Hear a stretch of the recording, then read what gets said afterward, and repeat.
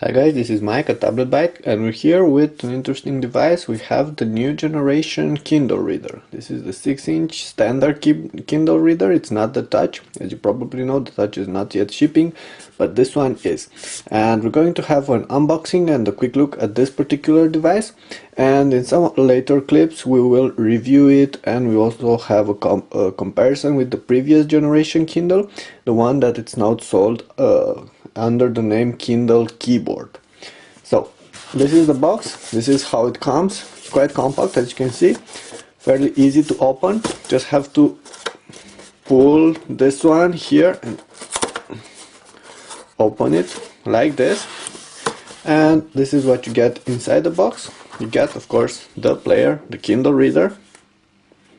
I have the charcoal version. I believe it also comes in white. You also have the power adapter here, and it's also the cable that's used to connect this one to a computer. Comes with a mini USB to USB port, and it works on PCs and Macs, and I believe it might work on some tablets as well.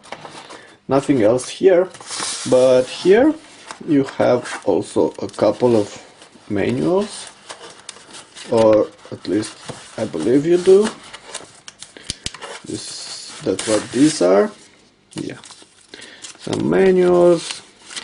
There's a couple of things about the Kindle, and this one shows you how to connect the device to your computer and some details about each of the buttons on the little ebook reader. So let's put this back. As you probably know, the Kindle is an ebook reader. It comes with an ink display. It's a 6-inch screen. We have it right here. It's not that big, but it's quite okay, just enough for ebook reading. It's smaller than my hand here, but probably familiar. It's the same screen as the same screen diagonals, the screen dimensions as we had before on pretty much all the Kindles.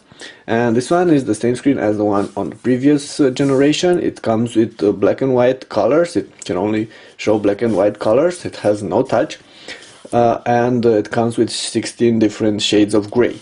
However, what's changed on the new generation is the fact that you no longer have the keyboard. There are some layout redesign, and overall the device is slimmer, and it's also not as heavy as it was before, so it is lighter as well. So let's have a quick look at the sides. On the back you actually don't have anything.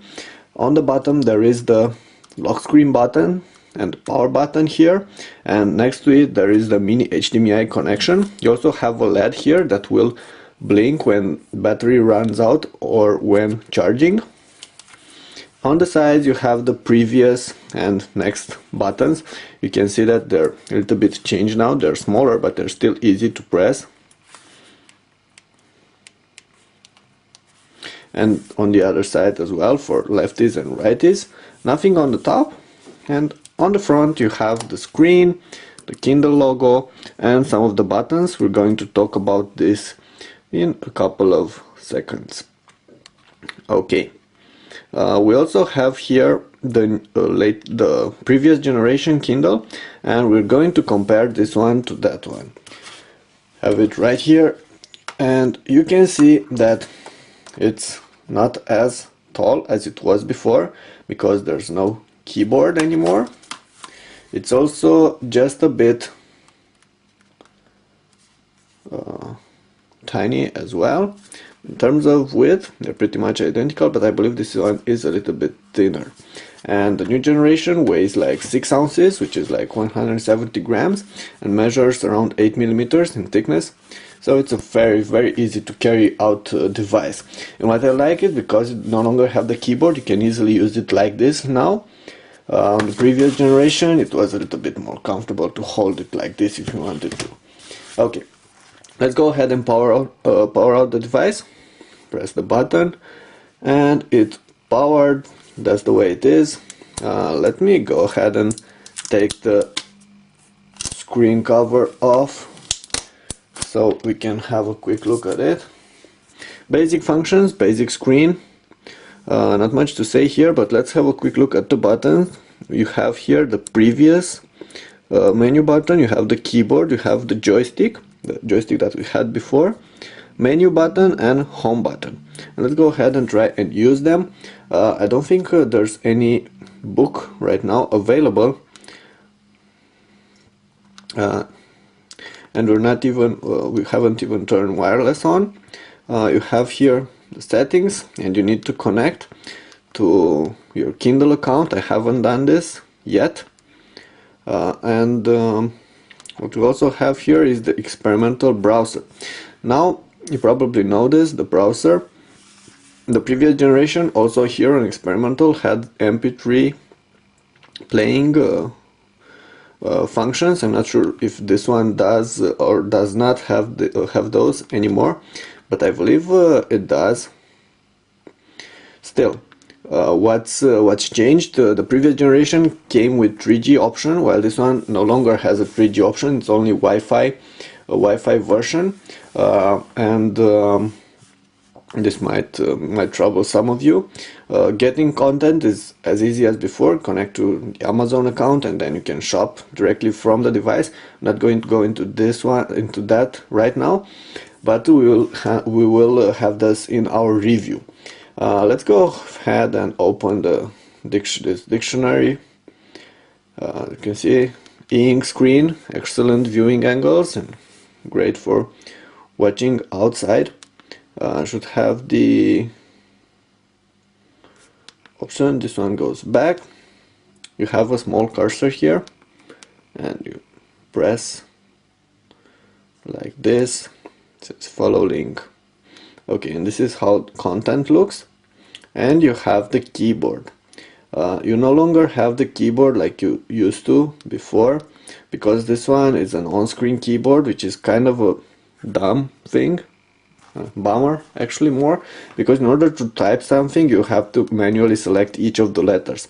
So let's say I want to type my I don't know, type Amazon. You just have to go to A and then M and then A again and then Z, and you see that it's going to take you a lot of time, which is definitely a bad thing when you're trying to surf the web and comment and post different stuff. That's going to be quite awful. If you want to okay, save note. If you want to use it for this particular things, if you want to use it only for reading, it's going to be quite comfortable. Like I said, you can easily hold it like this or like this. Ink quality is okay. You can adjust brightness, contrast. Actually, there are 16 shades of gray, and you can also display pictures. I'm going to lock the screen. This is a picture here, and you can see that the screen is identical to what it was before. Okay, there are a couple of other changes. There's less memory on this one, only 2 GB, but that's still enough for 1500 books. Yes. But of course you can also add the audiobooks and MP3 files and stuff like this.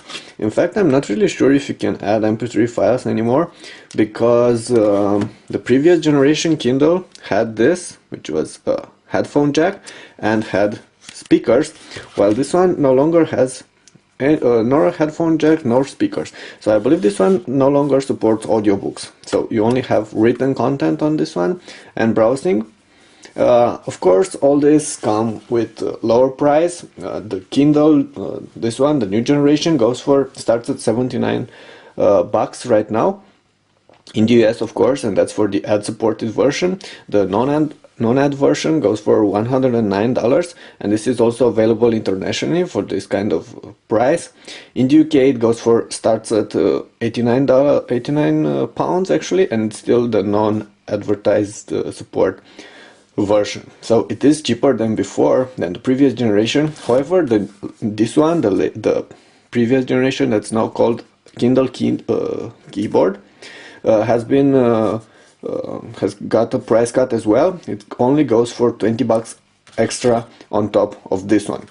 So bottom point, this one is cheaper, but it lacks some of the features that this one had. It lacks a keyboard. It's more comfortable to hold, and it's lighter and more compact. So it's really up to you to see what you're going to get.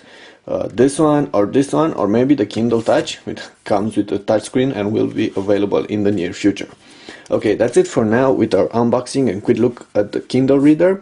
More details will be available on the site on TabletByte and mikesquarter.com.